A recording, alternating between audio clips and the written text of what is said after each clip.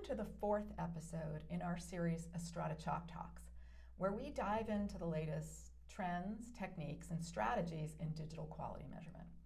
Today, we're talking about the nuts and bolts of digital quality measurement with FHIR and CQL to show you what the next generation of HEDIS engines is going to look like and how they will help you improve healthcare quality faster and better. I'm joined by Astrata's CTO and my co-founder, Girish Chavan. Together, we'll define the key terms, talk about some of the perceived challenges, and show you how health plans can realistically move from traditional HEDIS to digital HEDIS before 2030. Girish, let's start with the alphabet soup. Okay, there's no better place to start than FHIR, or Fast Healthcare Interoperability Resources. FHIR is nothing but a data exchange format for healthcare data. So let's assume we wanted to share a blood pressure reading. Here's what we would need to know. The resource type would be observation. The component would be systolic BP, and then the date time of the observation, let's say it's February 25th, 26 at 14:03. Then you need the value, which is 147. The units is millimeters mercury, and then the line code, which would be 84806. And that's powerful, because when data is standardized, you're no longer rewriting custom code for every vendor, for every data feed. You reduce transformations, you reduce friction, and you reduce vendor lock-in. Instead of constantly translating data from one proprietary format to another, you map once to FHIR and reuse. Now, what about US CDI?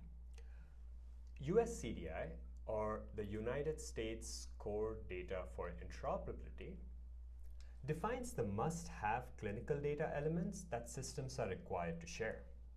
It's the minimum common data set. The US Core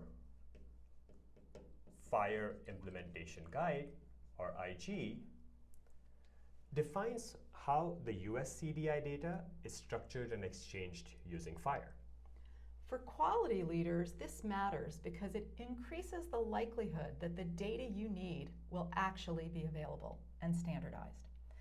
NCQA's HEDIS Digital Measurement Implementation Guide, or IG, builds directly on US Core. It specifies exactly how FHIR data must be structured to run digital HEDIS measures. So putting all of this together, US CDI defines what data must exist. The US Core FHIR IG shows us how it should be structured. And the NCQA HEDIS IG shows us how it should be structured for HEDIS.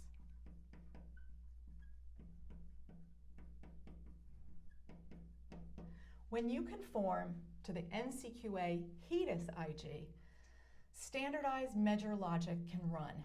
And that's where we see another major shift. Yes. In the past, your HEDIS vendors would start with a 1,000-page spec, the HEDIS spec.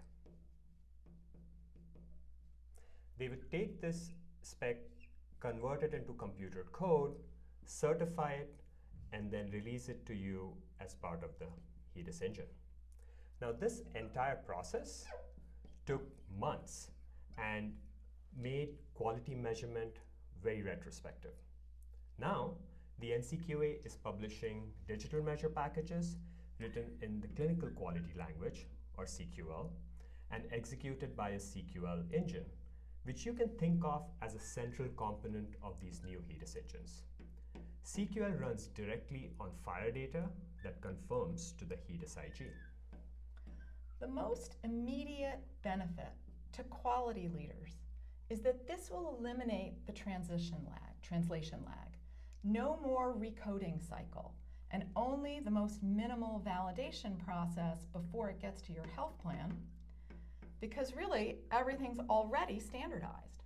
In a nutshell, that's digital quality measurement. Girish, people often confuse DQM and ECDS. What's the difference there? So ECDS and DQM are often used interchangeably, but they really shouldn't be.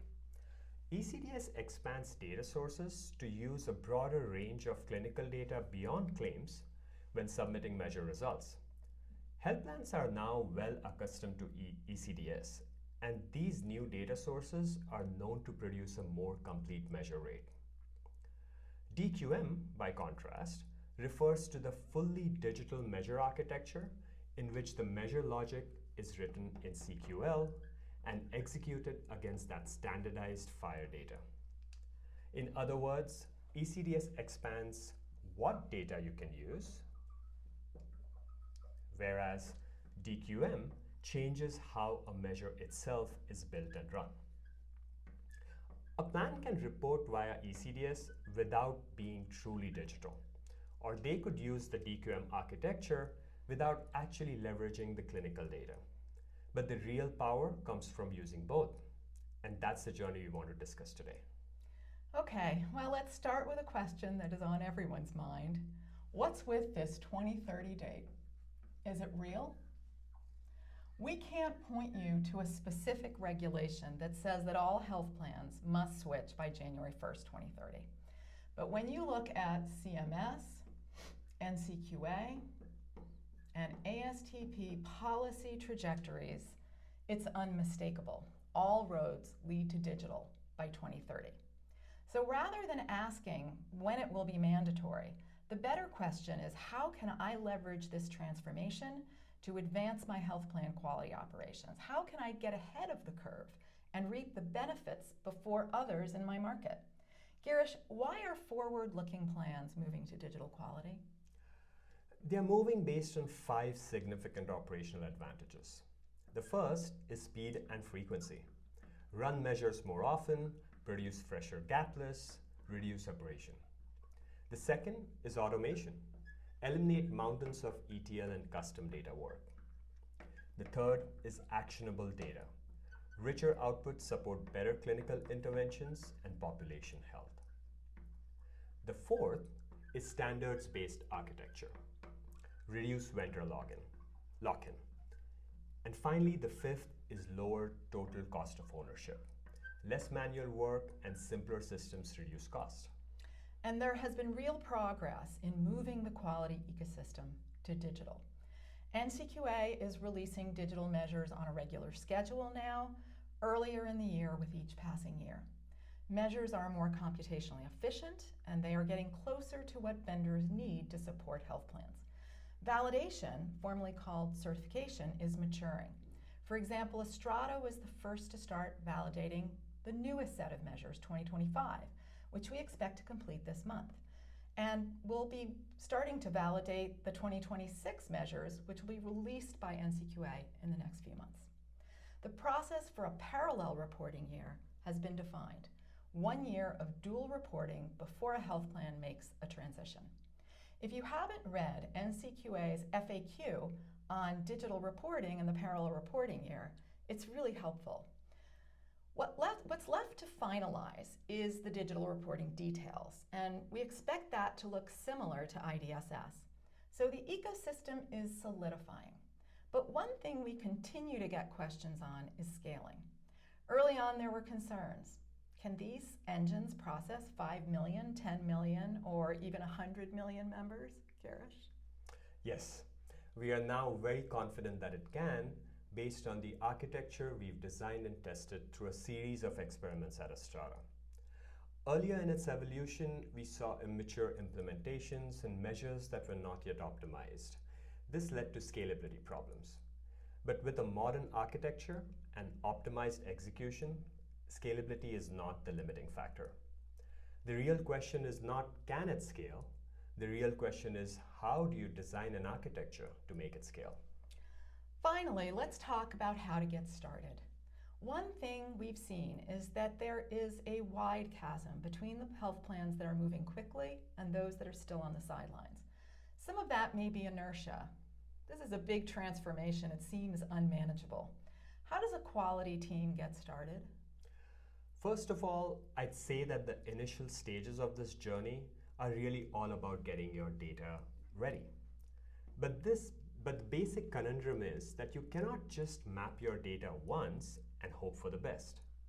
You need to be iteratively running these digital measures with the DQM product, addressing the data quality issues, and then rerunning your measures until you get to a rate comparable to your traditional rate. And you need to do that for every measure, and that takes time. So my best advice I can give is don't wait. We've developed an entire methodology to help plans complete this loop quickly and efficiently without unnecessary expenditures. That's the way to ensure that you see the benefits of this digital transition even before the regulatory teeth sink in. Thanks so much, Girish. And if you enjoyed this Chalk Talk, please be sure to follow us on LinkedIn to see the next installment on NLP as an essential tool for prospective digital quality measurement. See you next time on Astrata Chalk Talk.